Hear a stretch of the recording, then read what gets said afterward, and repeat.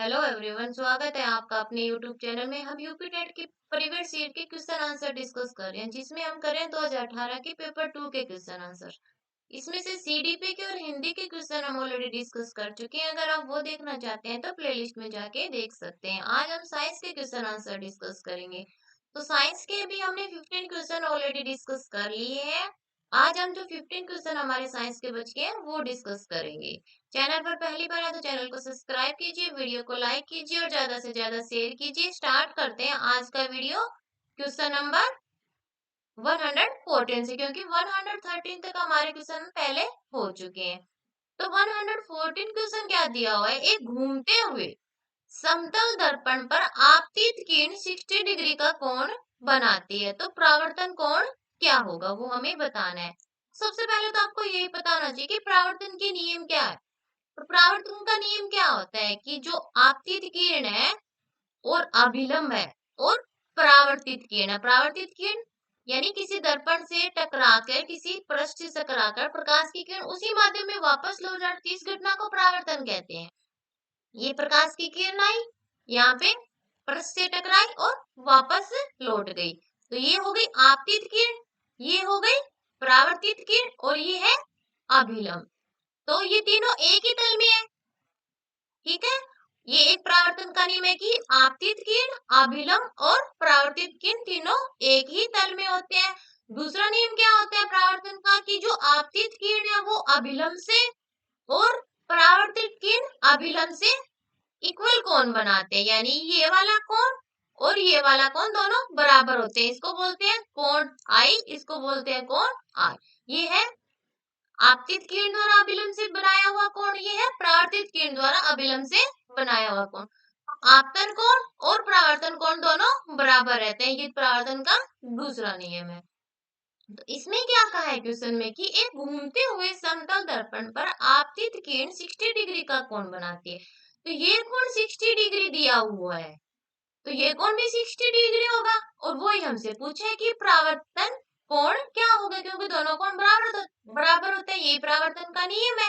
तो ये 60 है तो ये भी 60 होगा, तो आंसर क्या आ जाएगा, फर्स्ट नंबर ऑप्शन हमारा राइट हो जाएगा 114 का। 115 क्वेश्चन क्या दिया हुआ है, निम्नलिखित में से कौन सा ऊर्जा का नवीनीकरण संसाधन है। ऊर्जा के संसाधन आपको पता है, पेट्रोल, कोयल, प्राकृतिक गैस, ये सब ऊर्जा के संसाधन है। पर इसमें पूछा है कि नवीनीकरण यानी उसको जिसको हम बार बार यूज कर सकते हैं, वो वाली चीज। तो वो क्या है इन ऑप्शन में से, पहला दिया पेट्रोलियम। तो पेट्रोलियम आपको पता है एक लिमिट में ही है, अनलिमिटेड नहीं है, इसको बार बार ही खत्म होता जा रहा है। तो ये तो नवीनीकरण संसाधन नहीं है। भूजल दिया दूसरे पे, 3 पे प्राकृतिक गैस और 4 पे कोयला। तो कोयला भी खत्म हो रहा है, तो ये भी नवीनीकरण संसाधन नहीं है। प्राकृतिक गैस भी, जो गैस है वो भी एक लिमिट में दी हुई है। तो ये जो 1, 3 और 4 पे है ये तो अनवीनीकरण है, यानी इनको दोबारा यूज नहीं कर सकते, खत्म हो गए तो वो हो गई।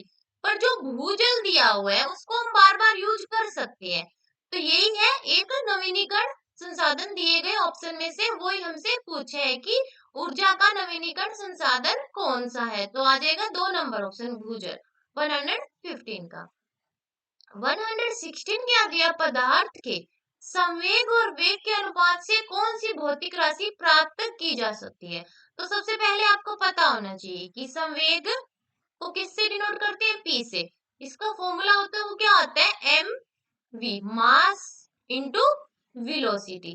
ये संवेग का फॉर्मूला हो गया, यानी संवेग किससे निकालते हैं, मास से और वेलोसिटी। तो इसमें हमने क्या पूछा है कि संवेग और वेग के अनुपात, तो संवेग है हमारा p, ठीक है, तो p लिख दिया।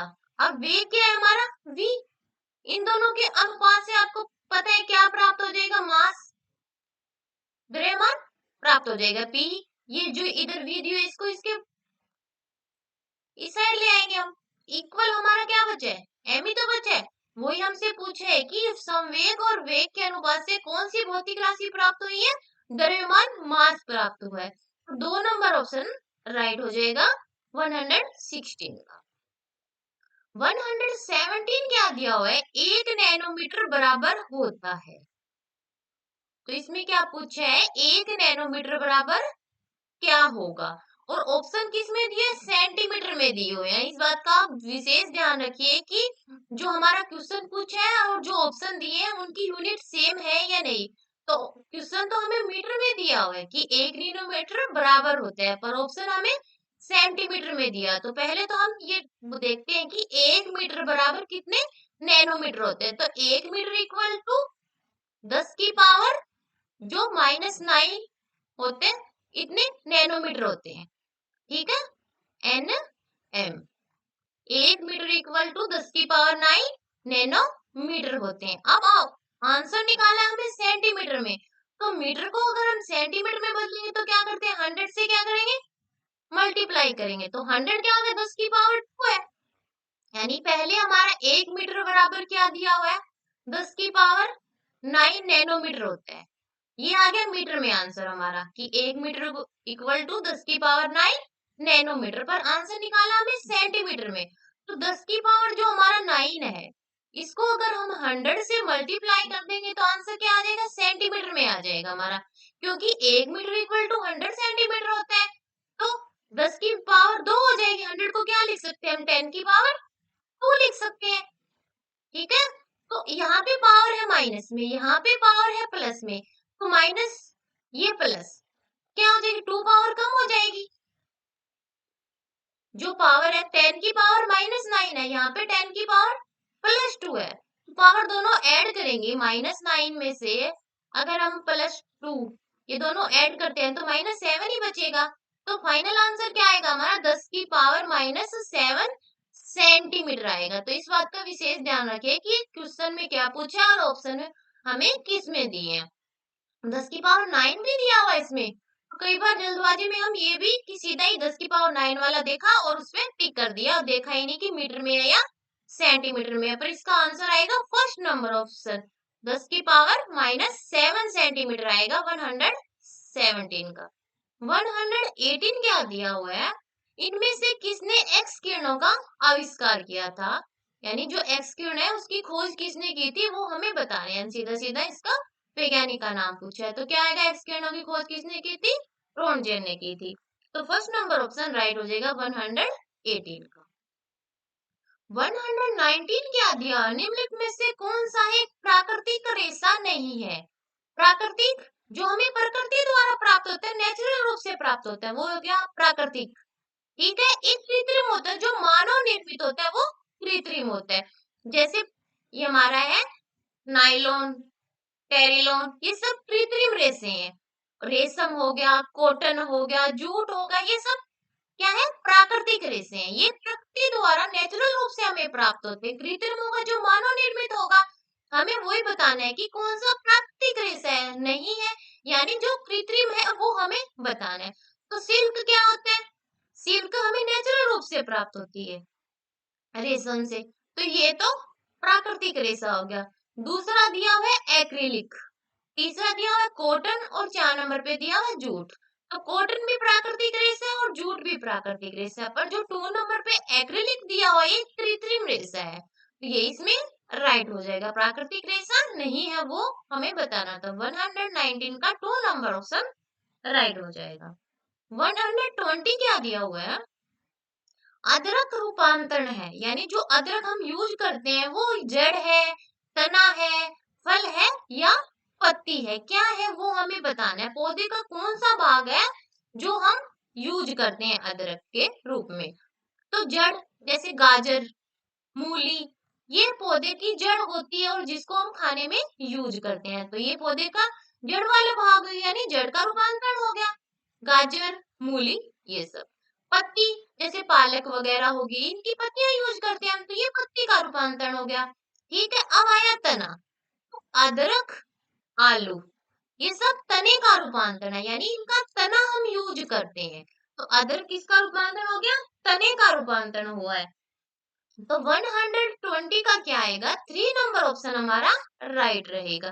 फल तो आपको पता ही है, फल जो जैसे आम, सेब, केला, ये सब फल है जिसे हम पौधे के भाग को यूज करते हैं। पर अदरक का पूछा है तो अदरक का तना होता है जिसको हम यूज करते हैं। तो 3 नंबर ऑप्शन राइट हो जाएगा 120 का। 121 क्या दिया हुआ है, वास्तविक फल उत्पन्न होते हैं। यानी जो फल है वो पौधे के कौन से भाग से उत्पन्न होते हैं वो हमें बताना है। क्या थैलमस से उत्पन्न होते हैं, पंखुड़ी से, अंडाशय से या बाह्य दल से। तो आपको पता है कि जो पौधे का भाग, जो फल वाला भाग है वो किससे होगा? अंडाशय से ही एक नए जीव की या एक नई चीज की उत्पत्ति होती है।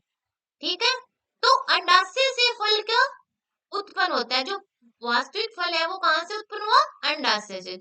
121 का 3 नंबर ऑप्शन राइट रहेगा। 122 क्या दिया हुआ है? ऐसा पाद जो बीज की अपेक्षा बीजाणु के माध्यम से प्रजनन करता है, यानी जिसके बीजाणु से प्रजनन किया जाता है, दूसरे पौधे को जन्म दिया जाता है, वो कौन सा पौधा है नीचे दिए गए पौधों में से? तो धनिया, सरसों, पेटूनिया, ये तो इनके तो बीज यूज किए जाते हैं नया पौधा बनाने के लिए। तो जो फर्न दिया हुआ है उसका बीजाणु है प्रजनन वाला भाग। तो 2 नंबर ऑप्शन इसमें राइट हो जाएगा 122 का। 123 क्या दिया है? पौधे में प्रोटीन संश्लेषण के लिए अनिवार्य तत्व है, यानी जो पौधा प्रोटीन संश्लेषण करता है, भोजन बनाता है प्रकाश की उपस्थिति में और क्लोरोफिल द्वारा, पत्तियों द्वारा, तो उसमें और कौन से तत्व की आवश्यकता होती है वो हमें बताना है। क्या कॉपर की, नाइट्रोजन की, लौह की या मैग्नीशियम की? तो इसमें आएगा 2 नंबर ऑप्शन हमारा राइट। जो नाइट्रोजन है वो भी प्रोटीन संश्लेषण में अनिवार्य है, और वो कहाँ से मिलता है? मिट्टी से मिलता है पौधे को, जड़ों द्वारा अवशोषित किया जाता। तो 123 का 2 नंबर ऑप्शन राइट हो जाएगा नाइट्रोजन। 124 क्या दिया हुआ है? निम्नलिखित में से कौन सा एक गैर संचारी रोग नहीं है? तो गैर संचारी रोग क्या होगा? जिसका संचरण नहीं हो वही गैर संचारी होगा। एक तो संचारी होता है जो एक दूसरे में फैल जाता है, किसी को टच करने से, किसी के पास में बैठना, वो तो संचारी हो गया। गैर संचारी जो नहीं फैलता है, इसमें क्या बताना है? गैर संचारी रोग नहीं है। तो ऑप्शन क्या क्या दिया है? हाइपरटेंशन। क्या टेंशन एक दूसरे से फैलती है? तो ये तो एक गैर संचारी रोग है। ठीक है, दूसरा है आर्थिटिस, तो ये भी एक गैर संचारी रोग, यानी एक दूसरे में नहीं फैलते हैं, ये गैर संचारी रोग है। हाइपरटेंशन, आर्थिस्ट, रिकेट्स, जो हड्डियों में होता है, विटामिन डी की कमी से क्या वो एक दूसरे में फैलता है? नहीं फैलता। तो 1, 2 और जो 3 दिए हुए हैं वो गैर संचारी रोग है, पर जो कोलरा दिया हुआ है वो फैलता है, एक संचारी रोग है। ये इसमें राइट हो जाएगा। 124 का 4 नंबर ऑप्शन राइट होगा। 125 क्या दिया हुआ है? पेनिसिलिन प्रतिजैविक दवाई प्राप्त होती है, यानी जो पेनिसिलिन प्रतिजैविक दवाई प्राप्त होती है मलेरिया रोग से बचाव के लिए, वो किससे प्राप्त की जाती है वो हमें बताना है। तो वो प्राप्त की जाती है फफूंद से, फंगी से। तो फर्स्ट नंबर ऑप्शन राइट रहेगा 125 का। 126 क्या दिया है? निम्नलिखित में से कौन सा ऊर्जा का स्रोत नहीं है? यानी जो हमारे शरीर में हमें ऊर्जा मिलती है उसमें किस किस का रोल रहता है, किसके द्वारा वो हमें प्राप्त होती है? तो आपको पता है कार्बोहाइड्रेट से भी प्राप्त होती है, वसा से भी प्राप्त होती है और प्रोटीन से भी हमें ऊर्जा प्राप्त होती है। पर जो विटामिन होता है वो क्या करता है? हमारी रोग प्रतिरोधक क्षमता को बढ़ाने के लिए जरूरी है कि उससे हमें ऊर्जा प्राप्त होती है। तो 3 नंबर ऑप्शन इसमें राइट रहेगा कि विटामिन से हमें किसी प्रकार की कोई ऊर्जा प्राप्त, एनर्जी प्राप्त नहीं होती है। ये हमारी रोग प्रतिरोधक क्षमता को बढ़ाता है, हमें रोगों से लड़ने की ताकत देता है। तो विटामिन इसलिए हमारे शरीर के लिए जरूरी है, न कि ऊर्जा के लिए। तो 126 का 3 नंबर ऑप्शन राइट रहेगा विटामिन। 127 क्या दिया है? डीएनए के कोडिंग सेगमेंट को क्या कहा जाता है? तो डीएनए का फुल फॉर्म क्या होता है? डीऑक्सीराइबोस शर्करा। ठीक है, तो इसका कोडिंग सेगमेंट को क्या कहते हैं वो हमें बताना है। क्या म्यूटोन कहते हैं, इंट्रॉन कहते हैं या कोडोन कहते हैं? तो इसे कहते हैं एक्सोन। जो 4 नंबर ऑप्शन है वो इसमें राइट रहेगा 127 का। डीएनए के कोडिंग सेगमेंट को एक्सोन कहा जाता है। 128 क्या दिया हुआ है? निम्नलिखित में से कौन सा एक सूक्ष्म पोषक तत्व नहीं है? जो 4 ऑप्शन दिए सोडियम, कॉपर, सिलिकॉन और कैल्शियम, उसमें से हमें बताना है कि सूक्ष्म पोषक तत्व नहीं है, वो बताना है। तो इसमें रहेगा सोडियम। फर्स्ट नंबर ऑप्शन हमारा राइट रहेगा 128। इस प्रकार कर लिए हमने साइंस के 15 क्वेश्चन आंसर। 15 क्वेश्चन आंसर हमने पहले डिस्कस किए थे, 15 आज के वीडियो में हमने डिस्कस कर लिया, तो टोटल 30 क्वेश्चन हो गए साइंस के। वीडियो पसंद आए तो वीडियो को लाइक कीजिए, चैनल को सब्सक्राइब कीजिए और ज्यादा से ज्यादा शेयर कीजिए। मिलते हैं नेक्स्ट वीडियो में। धन्यवाद।